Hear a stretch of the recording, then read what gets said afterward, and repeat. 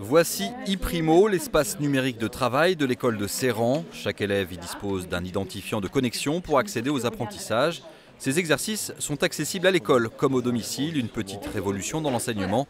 Mais pour ces enfants, nés en même temps que ces nouvelles technologies, l'adaptation est très rapide. C'est pas inné, mais c'est intuitif chez eux, c'est instinctif en fait.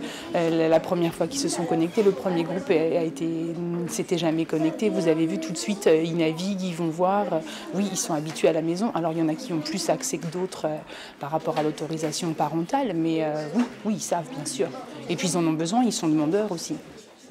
Orienté multimédia, le portail propose des exercices où l'élève peut enregistrer sa voix. La plateforme utilise une pédagogie différenciée, c'est-à-dire des apprentissages adaptés à chaque élève.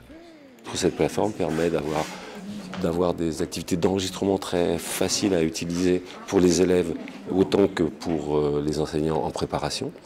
On peut arriver jusqu'à préparer une séquence complète pour l'enseignant. Je prends un exemple tout simple, un élève qui a un petit peu de mal en orthographe, quand il a une dictée à faire, le maître peut enregistrer la dictée sur iPrimo, et puis l'élève, s'il est un peu plus lent que les autres, il peut réécouter l'enregistrement du maître 10 fois s'il le veut, s'il en a besoin, pour faire sa dictée.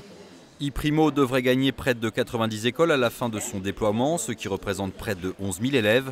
Régulièrement mis à jour, cet espace numérique de travail a vocation à s'étendre encore.